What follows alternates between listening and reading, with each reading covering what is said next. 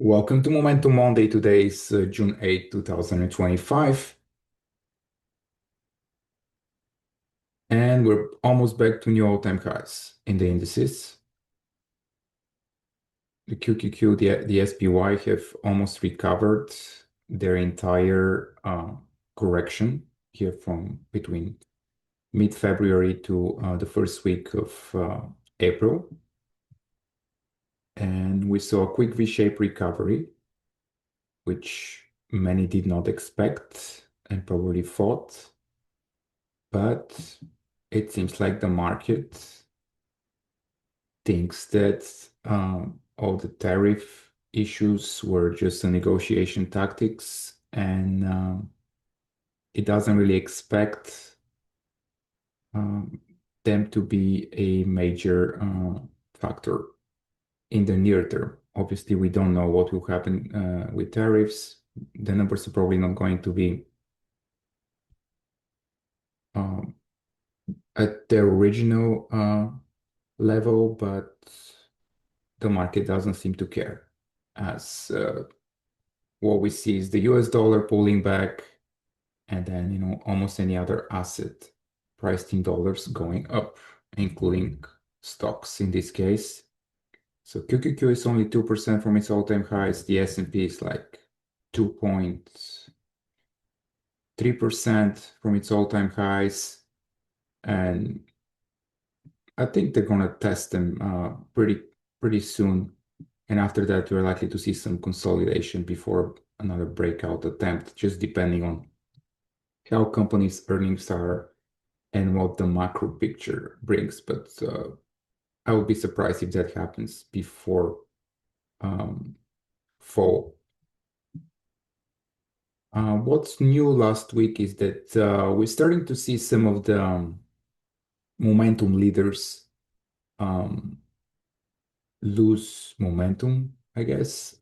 So we definitely see an increase in volatility in some of them. For example, this is PLTR.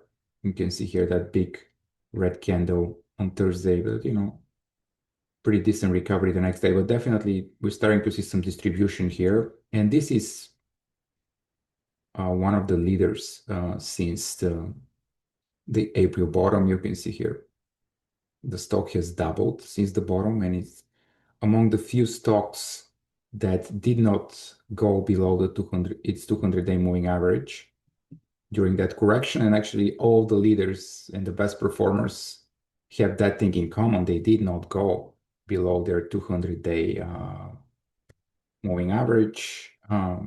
Here's Hoot, another example. They never closed below its 200-day, more than doubled. And we're starting to see some rising volatility here, as last week that huge appreciation was in anticipation of being added to the S&P 500. It did not happen.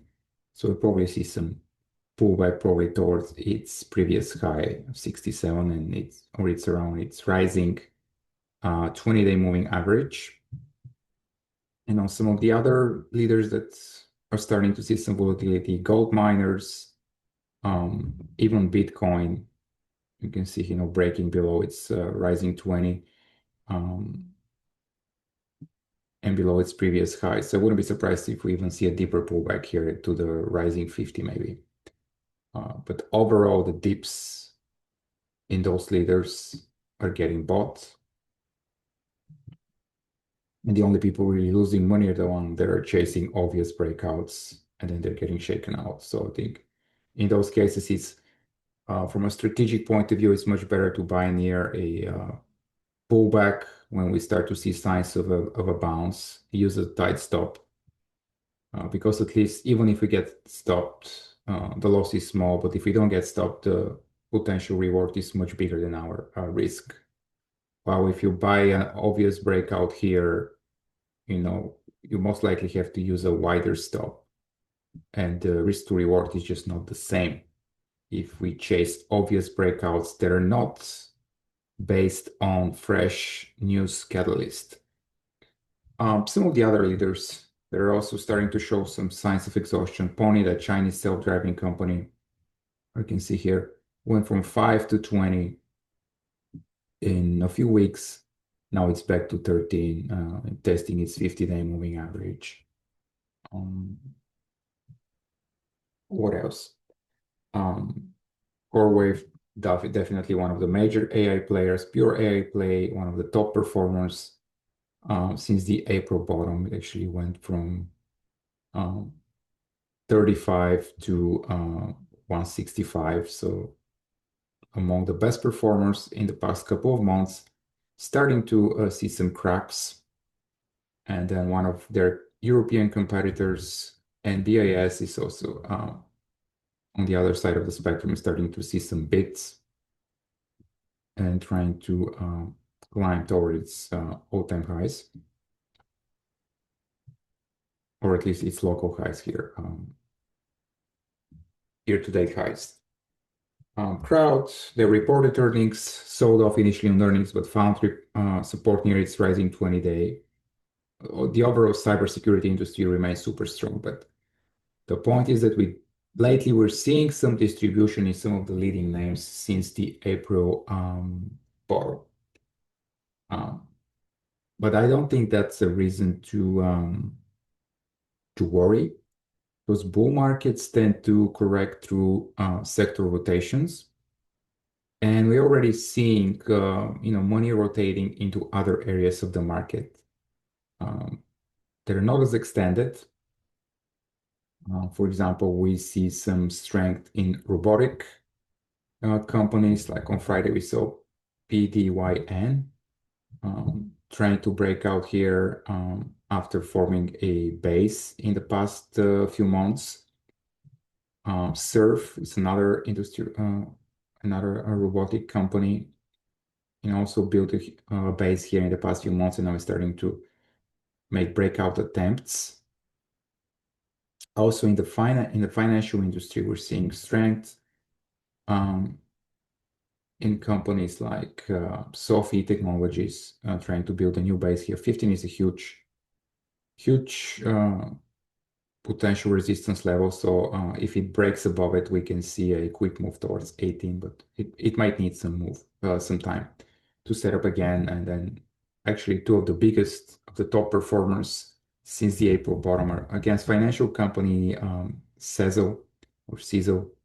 I don't know how to pronounce that. We can see here one of the first companies to recover back above its 250-day moving average after the April bottom. It had a huge earnings gap here, and it has actually doubled since that earnings gap. And they're one of those buy now, pay later companies. They provide credit to people who wants to pay for their purchases over time. Similar business to a firm which is also starting to perk up. And it was up 10% last week. I think it's one of the stock I highlighted on social media before it really broke out. Some other financial companies, Dave, also one of the top leaders, also a company that has done really well after their earnings gap here. I mean, look at the growth, those CESO and both Dave, 300% EPS growth, 47% sales growth. So stocks with the most impressive growth, they tend to outperform, and this is exactly the case in this situation. Another financial related company, payment company that I think is setting up is Toast. Here's a high volume earnings breakout, then a pullback towards its rising 20-day moving average, and now it's starting to bounce. So if it goes back above 45, 46, that will be new all-time highs for this company. And what else is got? Drones. Anything related to drones is really hot as the Russia-Ukraine situation is starting to get worse. So we have any company related to drones like Aircat. They make software for the drone industry. It's been holding here near its 200-day moving average. It's making higher lows, and then it broke out or attempted to break out on Friday. You can see like a few decent accumulation dates in the past week or so. So it's one that I have on my radar. Some of the other plays in the drone industry, AVAV, starting to build the right side of a new base here. Here's the weekly perspective. So it has some work to do, but it's recovering. It's definitely a really hot industry right now. We have KTOS, they make the drones. It's at all-time highs. I wouldn't chase it here. I would wait for some consolidation, either a pullback towards this 20-day and a previous highs here, or a sideways, at least like a few weeks of sideways consolidation to get involved again. DRS, another one, and it's also European based, acting very strong, making higher lows, higher highs. Strong industry, and you can also see it in their numbers, earnings growth, sales growth accelerating. And last week, it seems like US and China have finally agreed to sit and negotiate on a more specific trade deal. The market liked that, and I think companies like this is why we saw companies like Amazon and Shopify kind of running in anticipation of a potential deal. You can see Amazon here setting up for a potential breakout with a pivot near 215, made a higher low here, higher low, higher low, higher low, and now it's setting up for potential breakout. I own some co-options in this stock and also the stock itself. So full disclosure.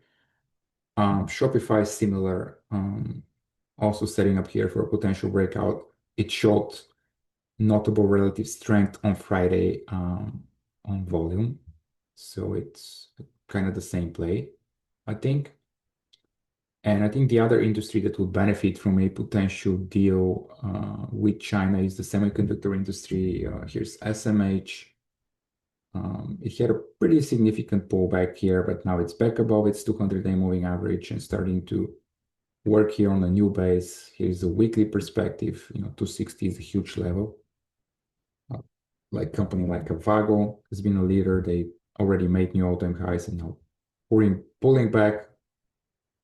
And I would be interested in this one towards its 235, towards its rising 20-day moving average. NVDA, the leader, it's also, building a new sloppy base, maybe needs some sideways action, but overall it's acting stronger than the semiconductor industry in general. So want to keep an eye on for a trade as well. Overall last week we saw some movement in like more speculative areas. Now here's biotech, one of the worst performing sectors for the past 1, 3, 5 years. Now it's starting to make some progress.